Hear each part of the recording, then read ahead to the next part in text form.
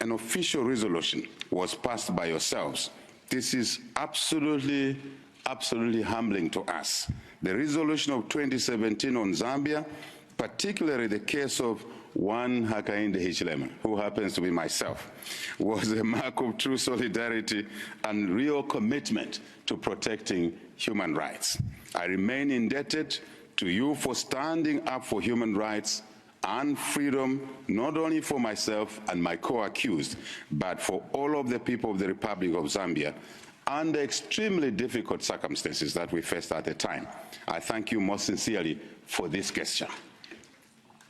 Truly, the people of Zambia thank you for taking a principled position on the promotion of human rights in our country and indeed on our continent. The Zambia 2021 elections deserve my comment, our comment. Honorable members, Zambia's general elections held last year in August.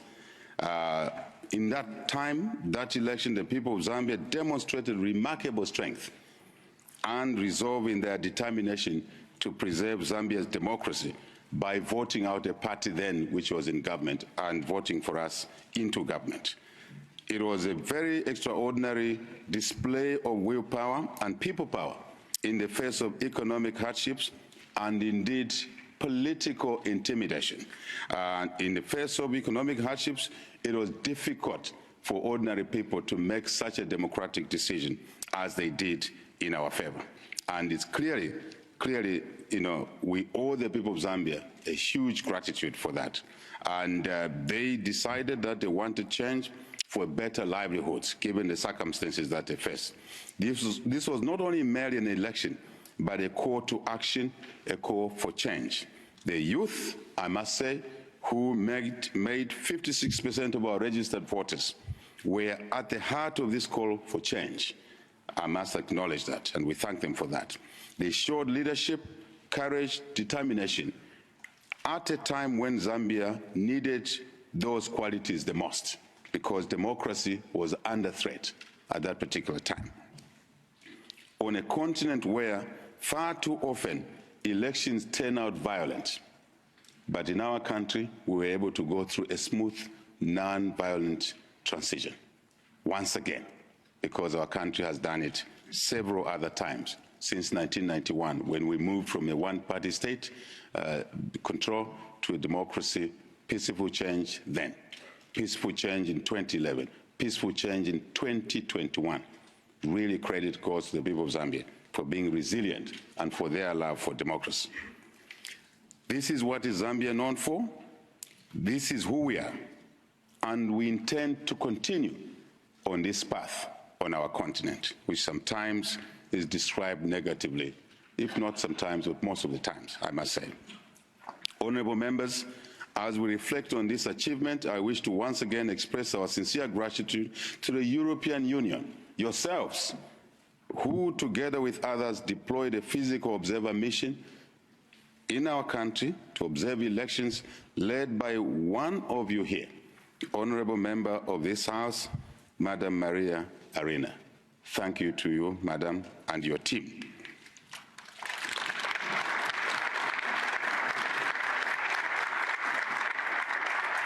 The observer mission was a continuation of the long-standing relationship that we've had with the European Union and a clear demonstration of commitment by yourselves to supporting Zambia's democratic process.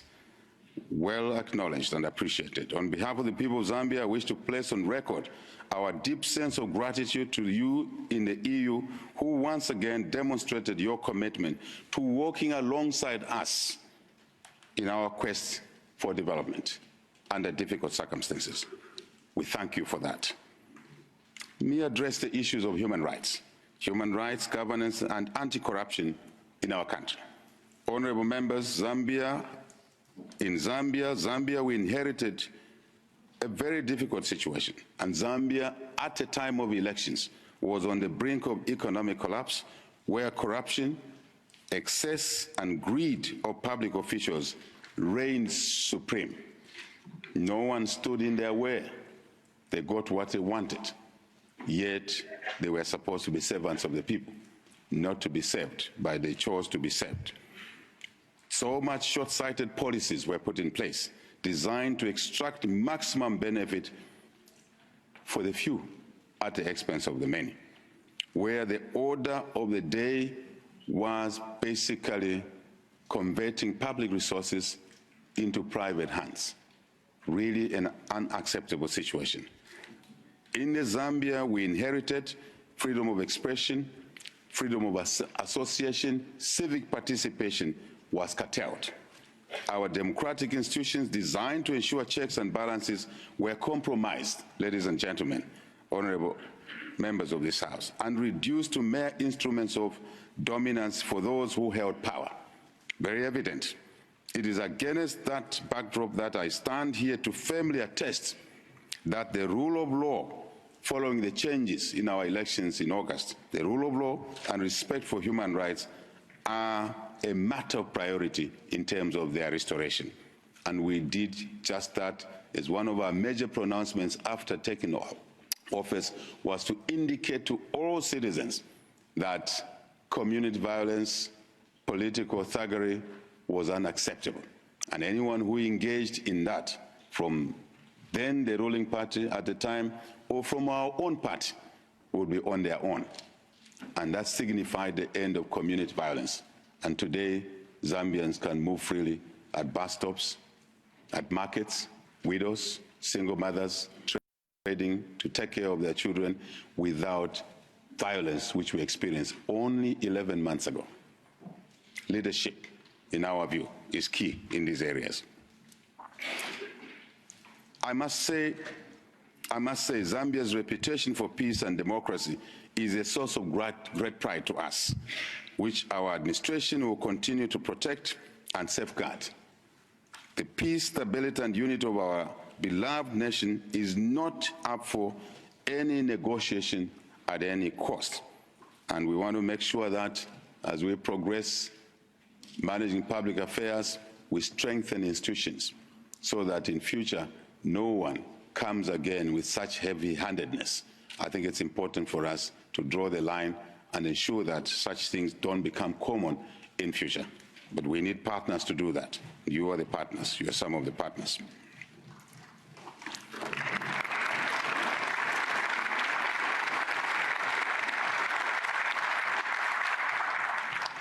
A free media is indispensable, ladies and gentlemen, to a democratic governance, and our administration will protect this fundamental principle of democracy in our national discourse. As you may know, probably you don't, in the last government, so many media houses were shut down. And we committed when we came into office that not a single media house will shut because government has shut it. It will shut because it has failed to operate commercially. That would be the only reason, or indeed other reasons, not political shutdowns, which we experienced. We committed to this because it's important to provide checks and balances. Every single Zambian is welcome to participate in the governance of our country. It is the right of every citizen, and our government will lead by listening to the will of the people at all times. Honorable members, let me address legislative reform in our country. The state of our country, in terms of democratic governance, economic performance, and upholding human rights, as I've said already, demands that we take bold action to arrest its decline, which we inherited at the time. This is why we placed reform at the very top of our agenda. Amongst the critical issues that we place particular attention is the legislative reform, as I said, to curtail excesses of the past. It's important that we just don't legislate, but we also strengthen institutions, oversight institutions, because it's not possible to legislate and expect results without actually ensuring compliance, and compliance is better delivered by institutions that will outlast a political party in office. Very important to us. Honourable members, as part of these reforms and in response to the extensive recommendations, yet again, I must say, by the EU Observer Mission, I see her seated over there. Thank you, madam. Thank you very much. Your extensive recommendations by your missions and others, our government will undertake, is already started, undertaking significant electoral reforms that will tackle inherent weaknesses in the system and mainly to progress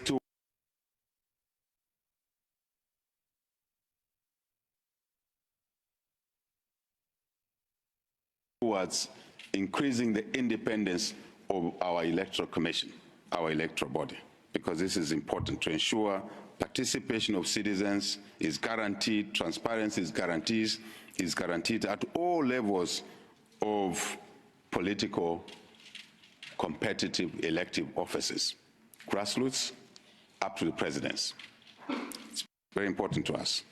We comment a little bit about our youth. Honorable members, as an administration, we regard our election not as a triumph, but as a challenge. Very important. Our challenge over the next 5 years is to lay the foundations that will see a prosperous future for Zambia's future generations. It is important to us that we must and we will tap into and enhance the innovation, wonder of the youth who hold enormous potential in developing new and inventive responses to the challenges that we face as a country. Our children and youth are our future, as it is here in Europe, no question about it. It is in them that we shall invest in the coming years, invest probably disproportionately higher in skills development amongst our youth, because it's very, very important that we do that. And we want to rebuild our economy and repair the social fabric of our country to create opportunities, as I said, for skills, for jobs, for self-employment for our youth. This is why our administration has made primary, ladies and gentlemen, and secondary education completely free. Even in a challenged environment with a restricted treasury, our first budget delivered free education, universal education for all our children, especially children from disadvantaged families and underprivileged families.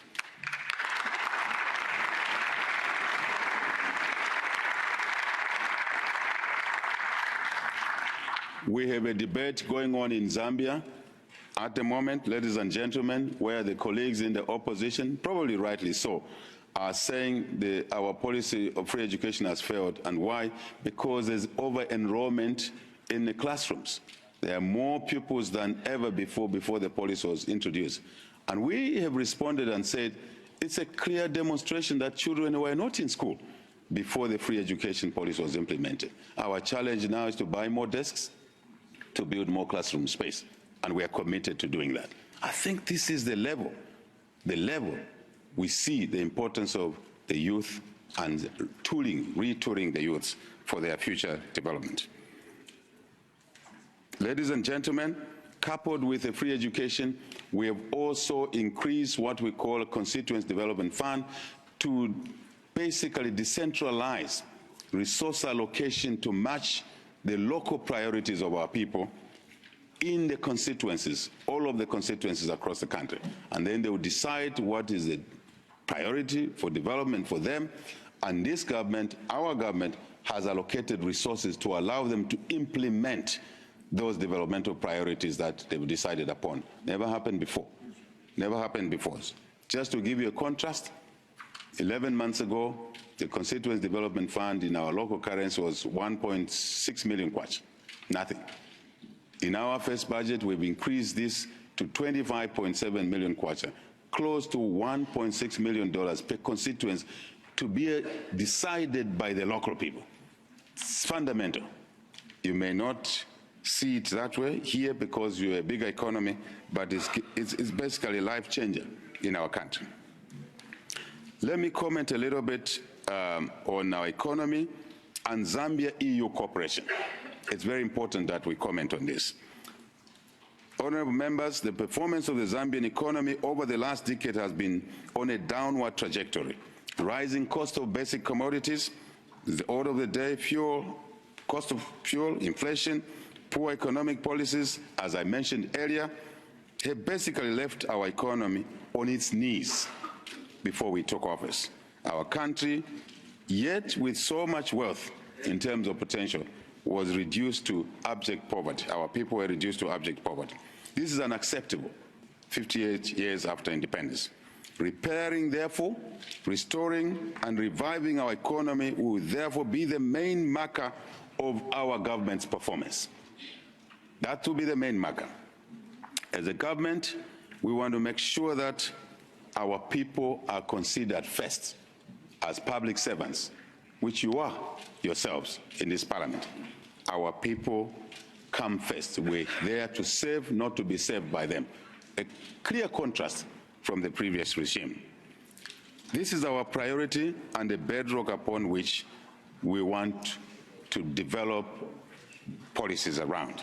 This is the change that drove us to be ushered into office. And this is it. That's what we have to work on.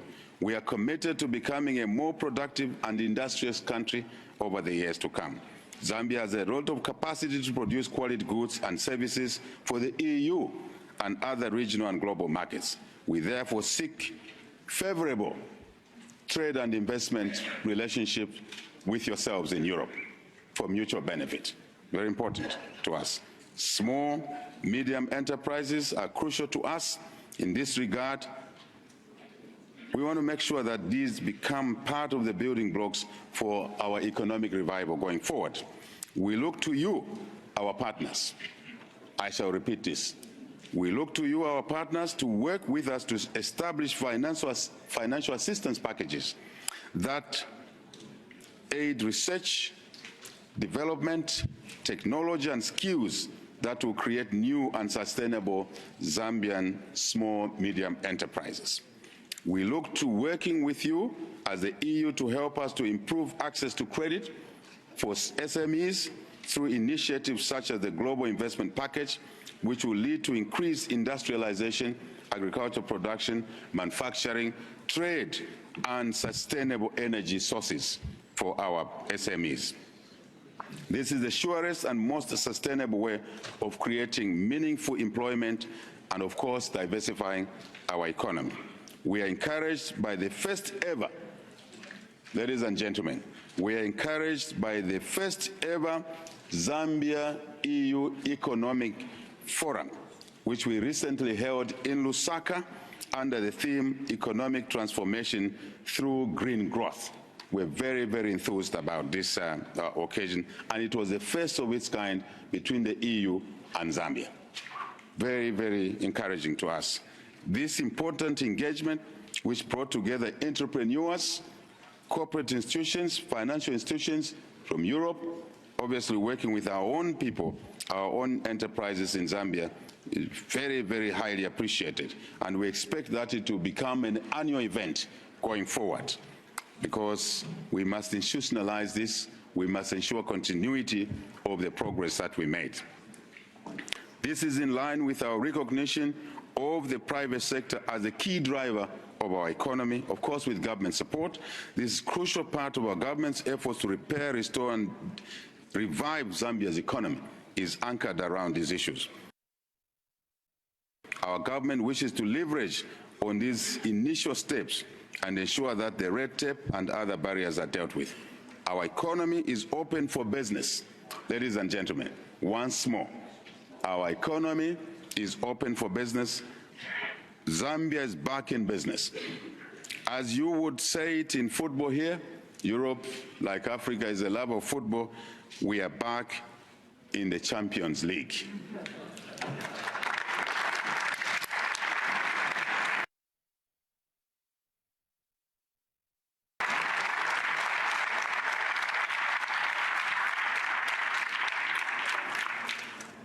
Ladies and gentlemen, food insecurity and climate change. Just address that a little bit. Honorable members, as the world faces critical shortages of key agricultural produce, and as we witness the devastating effects of food insecurity in all our regions of Africa and beyond, Zambia is well placed. May I remind the House, Zambia is well placed and suited and aims to be a major contributor to addressing this insecurity in the food around the world. In this regard, I'm pleased to note that Zambia and the EU have increasingly collaborated in agricultural endeavors, and I urge more collaboration in this important sector. Ladies and gentlemen, Zambia has the potential to be the solution to food instability in our region, and we intend to work with you to realize this potential. We urge you and our European partners, the European partners, as a collective, as European Union, but also as individual member countries, to come on board and explore the numerous opportunities for joint investments in Zambia's agricultural sector. Huge potential. Good agronomical conditions, soils, clean water, fresh water, not salt water, fresh water. Basically, good climate for growing food. As we work to increase our agricultural and industrial output, we are cognizant of a responsibility to do so sustainably. This is why our government is taking concrete steps to harness Zambia's potential to develop renewable energy, ladies and gentlemen, as well as sustainable agriculture to mitigate the devastating impacts of climate change. We have created the first ever Ministry of Green Economy and Environment in our country's history to dedicate efforts to sustainability as we engage in agriculture. In our quest to develop green energy, we want sustainability to be the order of the day. We are keen to leverage on these areas and to create joint investment opportunities between yourselves and ourselves. Honourable members, in pursuit of our economic transformation, we look to cooperating with other partners, our partners, European partners, as a whole, as I said, but also as individual countries. While we appreciate development support from yourselves and others, we look forward to more partnerships, greater investment and trade. This is the most sustainable way to work together, and Zambia is up to the task in this area. Ladies and gentlemen, let me address the issue of migration. I'm sure you expect me to do that, the issue of migration. Honourable members, in enhancing collaboration and partnership on various issues, Africa and the EU must take advantage of the presence of the skilled human capital available on both continents.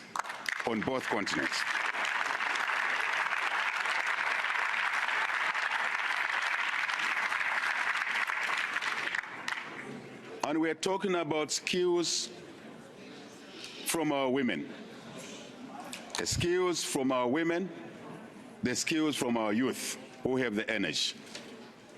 These are most desired because they will provide that skilled labor for longer periods of time and help to look after the older skill holders as they retire.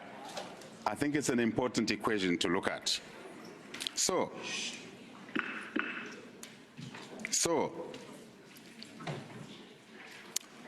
ladies and gentlemen, honourable members, Africa and Europe have a lot in common, and our people have a lot to learn from one another. Africa and Europe has traded with each other for centuries. Even in the Stone Age era, Iron Age era, the two continents traded with each other. I believe it's true because we just got separated. If you look at the distance that separates Africa and Europe, it's so small. It means at one point we just used to walk over to each other's village. And obviously the climate over millions of years changed that situation for us.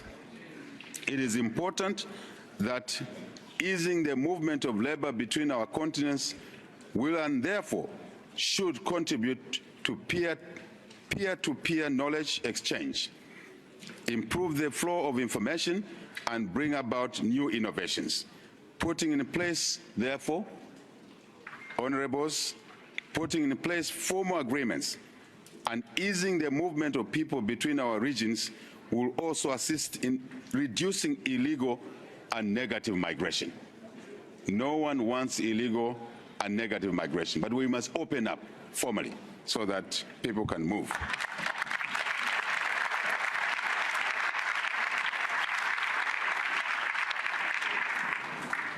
If we can be specific, certainly at the moment between Zambia and Europe and your individual countries, there is more movement of people, easy movement of people from your continent to our continent. I think we need to ensure that we relook at this situation together and begin to arrest this problem from source. Deal with this negative migration from source, working together. I think it's not health to push back people on ships once they've accessed your countries. We can preempt that. We can proactively avoid that. I believe we can work together in that sphere.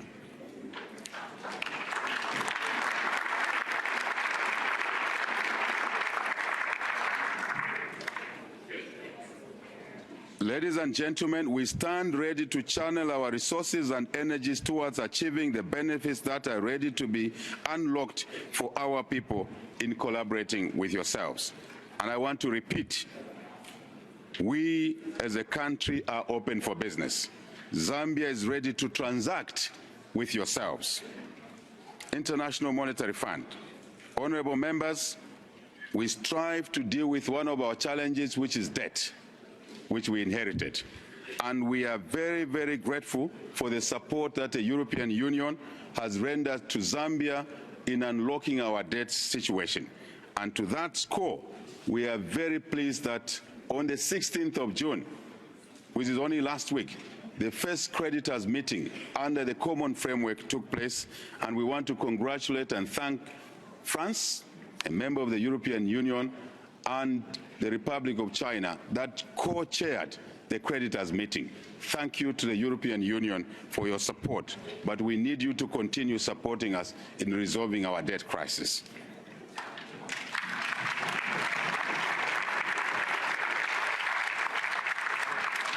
Peace and stability, I'm sure you expect me to address this issue, and I want to address it as well, very briefly. Peace and security.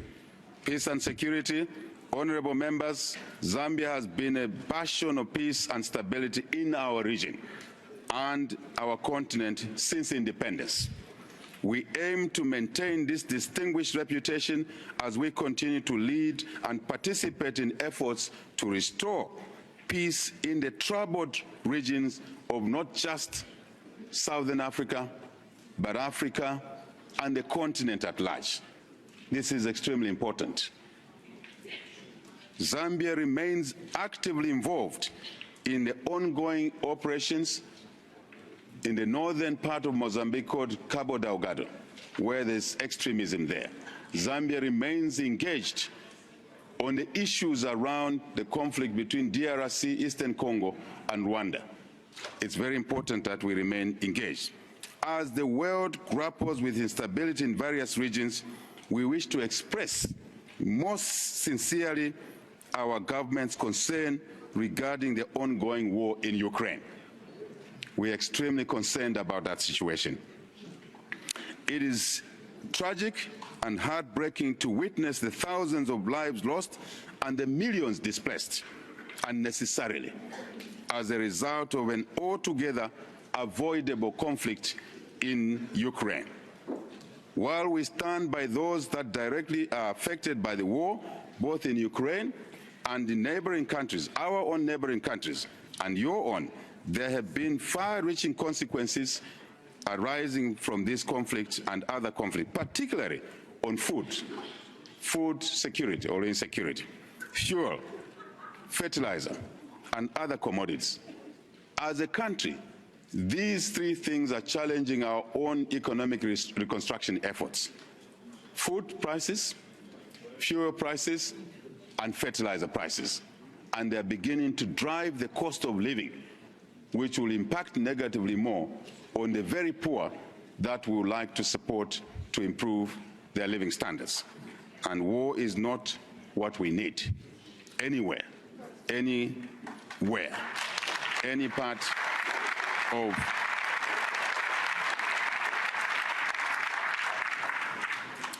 We therefore categorically say no to war in Ukraine and elsewhere.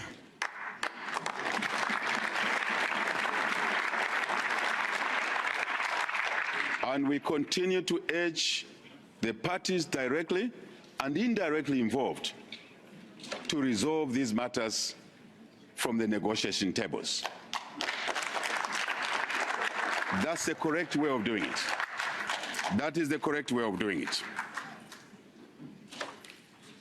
As I stated, ladies and gentlemen, in my maiden address to the African Union Assembly in February this year, and I want to quote myself, then I said, instability anywhere is instability everywhere. There's no question about it. We've seen that ourselves. We prefer and we argue to this parliament and beyond this parliament. We prefer to channel, all of us, our resources, energy, indeed time, to resolving conflicts in all regions of the world. We should all focus on improving lives of our people everywhere in our interconnected world instead of waging wars. I must repeat this. We must focus our energies, all of us, in improving the welfare, the lives of our people, children, women, old people, differently abled, and other disadvantaged communities, all of us, than waging wars across the world. I think that message must go and go straight.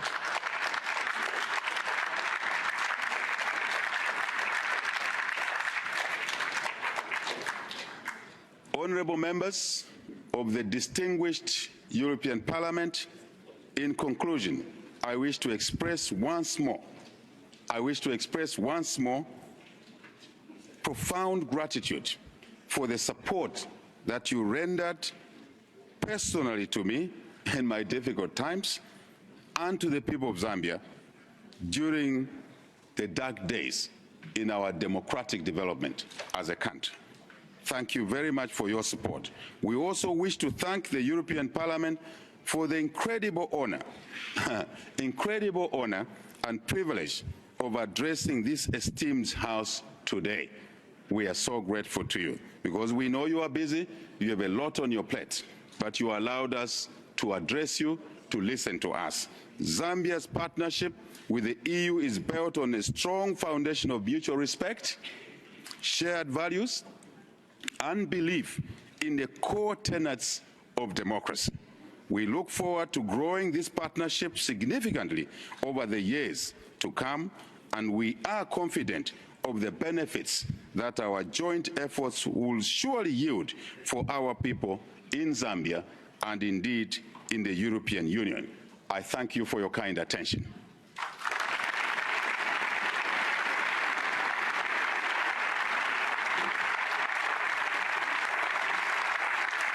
Thank you. Thank you. Thank you. Thank you. Thank you. Thank you. Thank you. God bless you.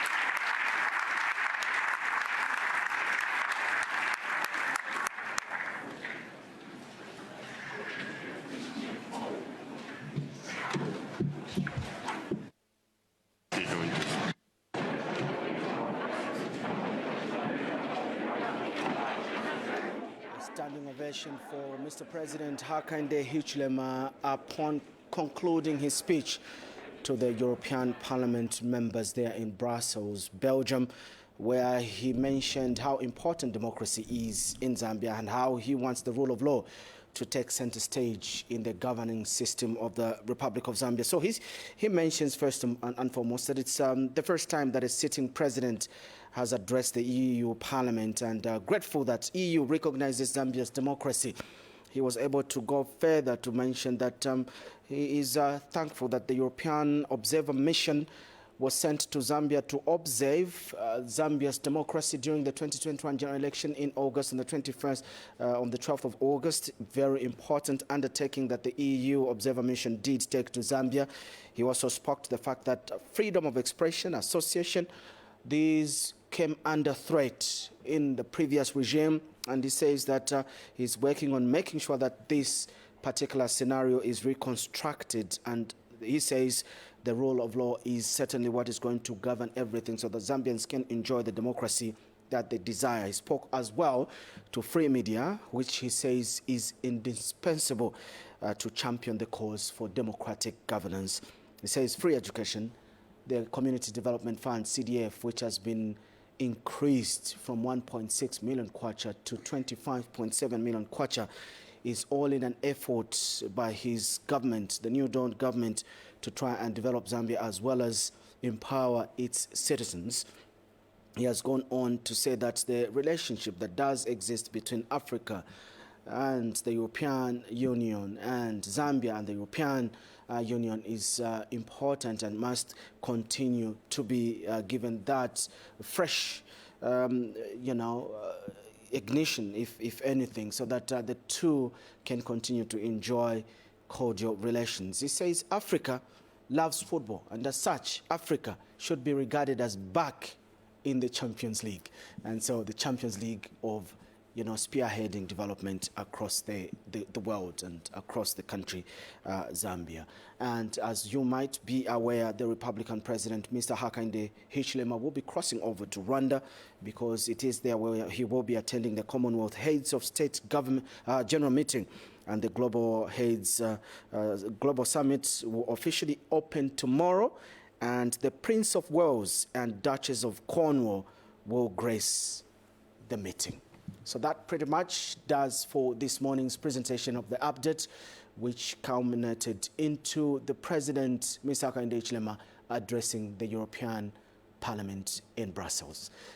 Obed Mambwe has wrapped up as my sign language interpreter for this session. My name is Samuel Machishi. Keep watching ZNBC TV1.